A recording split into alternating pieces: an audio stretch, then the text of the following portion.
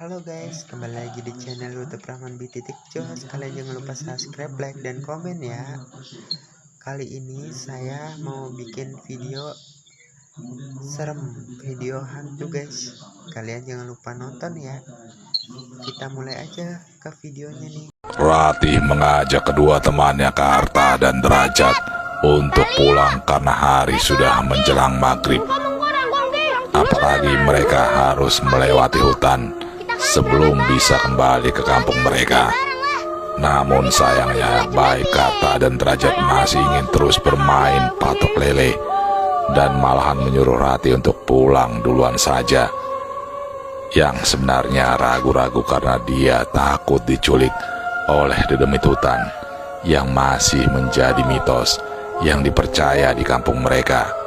Namun Ratih justru diledek oleh kedua temannya itu yang mengatakan kok tahayul dipercaya, dan Ratih pun akhirnya berjalan pulang sendirian. Sedangkan Karta dan Derajat lanjut bermain ketika kemudian kayu pukulan Derajat melayang jauh ke dalam hutan, sehingga membuat Karta menjadi kesal karena dia harus berjalan mencari kayu itu.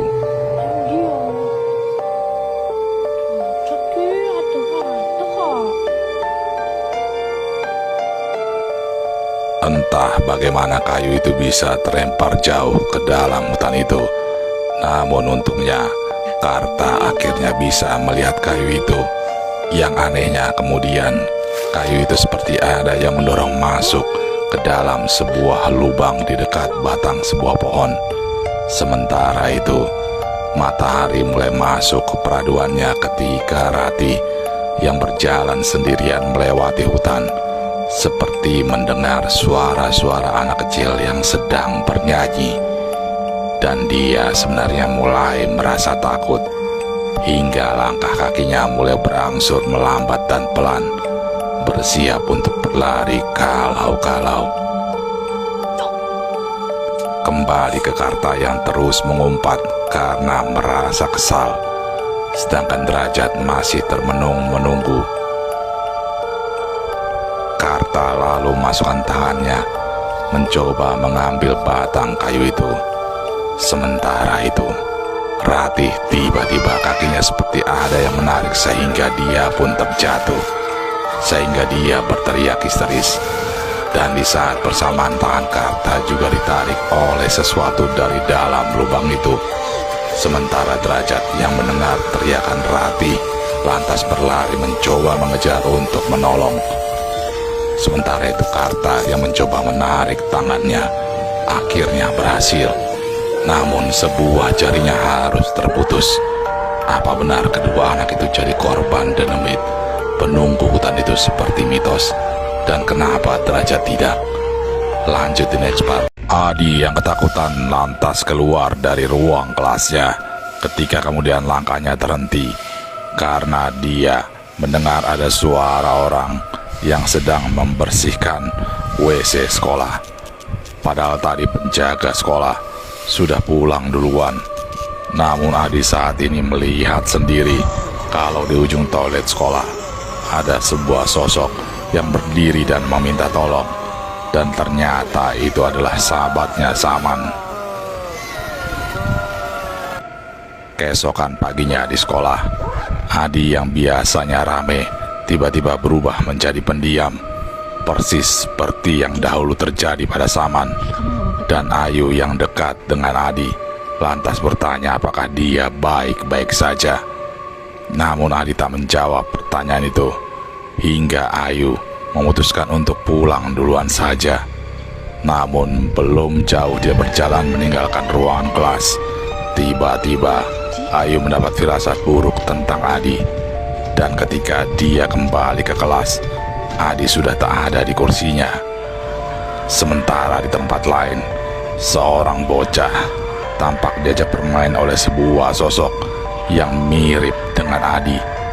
Dan seperti di luar kesadarannya, bocah itu berjalan ke arah Adi, hingga kemudian ibunya mulai mencari bocah bernama Bondan itu.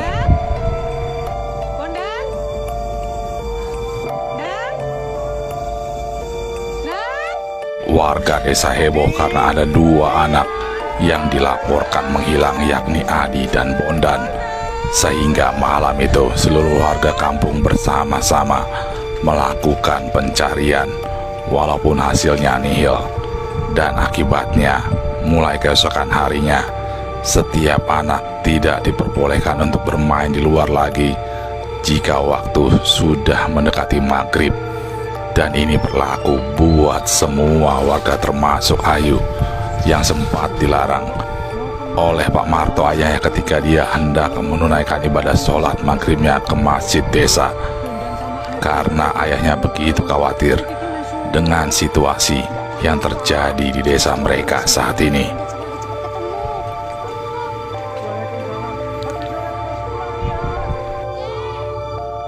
Pak Lurah dan Pak Kiai sedang bingung memikirkan situasi mencekam yang sedang melanda desa mereka saat ini, yang juga berdampak kepada jamaah masjid yang sepi karena warga takut keluar rumah jika sudah menjelang maghrib.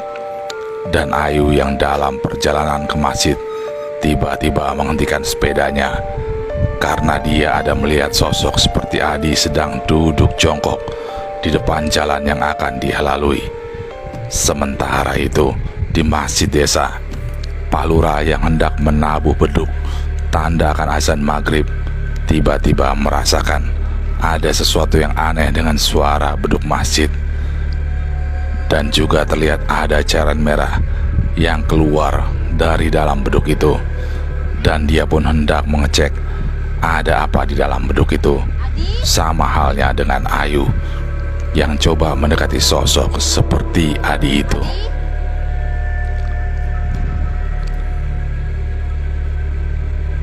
Dan ternyata apa yang mereka lihat kemudian lantas membuat keduanya menjadi ketakutan setengah mati.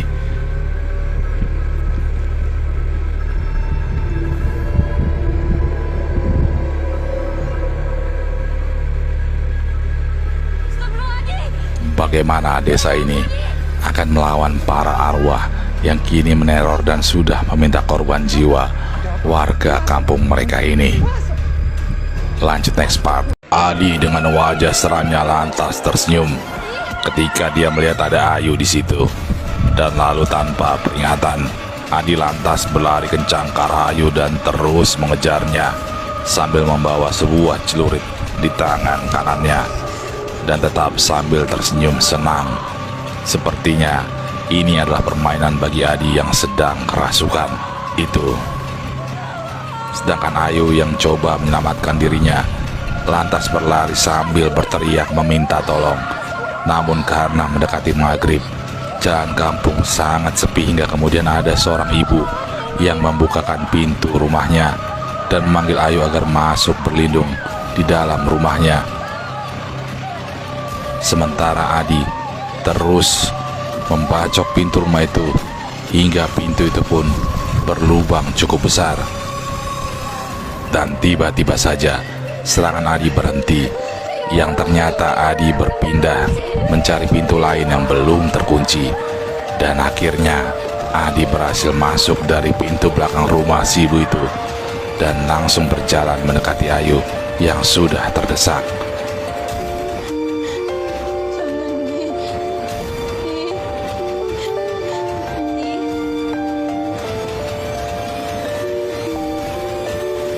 Namun untunglah Pak Hansip tiba di waktu yang tepat. Lanjut next part. Ayu memberikan jimat pemberian karta kepada Ibu Ningsi ketika dia datang ke rumah Ayu yang sedang sakit. Namun sepertinya jimat pemberian karta itu tak memberikan efek apapun kepada Ibu Ningsi, yang seperti dugaan karta ternyata memang bukanlah seorang manusia biasa, namun merupakan perwujudan dari sosok jin yang senang memangsa anak-anak. Dan tak lama kemudian muncul juga penampakan sosok Ibu Woro yang ternyata memang ingin melindungi Ayu, murid kesayangannya. Namun di hadapan Ibu Ningsi, sosok penampakan Ibu Woro itu tak bisa berbuat apa-apa, hanya berdiri memandang dari ujung dinding kamarnya Ayu. Beruntung kamu. Tapi Dan Ibu Ningsih lantas mengingatkan Ayu agar tidak mencampuri urusannya, karena Ayu sudah mengetahui makhluk seperti apa sebenarnya Ibu Ningsih ini. Dan Bu Ningsih juga mengatakan kalau nanti suatu saat Ayu juga akan mengalami nasib yang sama seperti teman-temannya yang lain.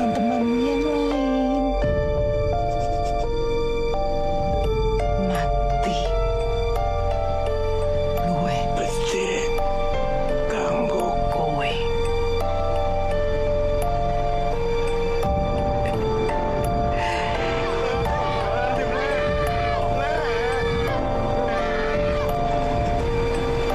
Bagaimana akhir cerita jin pemangsa anak-anak ini, dan kenapa dia memilih Saman dan Adi? Lanjut next part. Ayu ternyata adalah keponakan dari Karta, korban dedemit penghuni hutan yang jarinya terputus satu di awal film ini.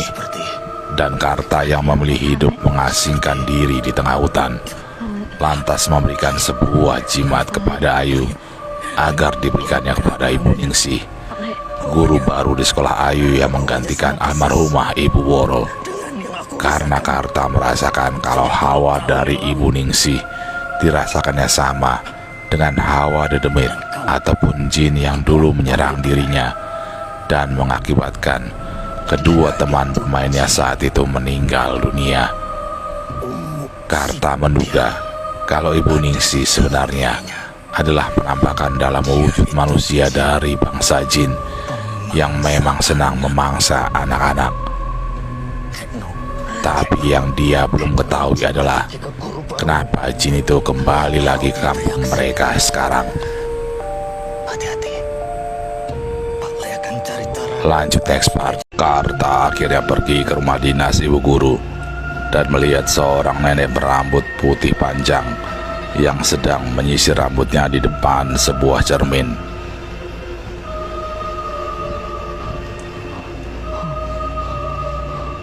Dan karena penasaran ingin melihat makhluk itu, Karta pun perlahan berjalan mendekat. Dan lalu dia melihat sendiri kalau nenek tua itu berubah wujud menjadi Ibu Guru Ningsih. Di lain tempat, Adi yang masih kesurupan terlihat berjalan mengikuti arah suara yang mengajak mereka bermain. Inilah kunci utama mengapa anak-anak itu menghilang, yakni kerjaannya kebanyakan main sampai lupa waktu. Sementara itu Karta yang tak sanggup mengalahkan jin itu lantas bergegas pergi ke lubang di mana dulu jari tangannya terputus, dan lalu membakar lubang itu, di mana dia berpikir kalau disitulah sarang dari jin yang saat ini sedang kembali meneror anak-anak di desa mereka. Dan lalu Karta pun menaikkan doa yang ternyata mempengaruhi kekuatan jin itu yang saat ini tengah berusaha untuk membawa Adi pergi bersamanya.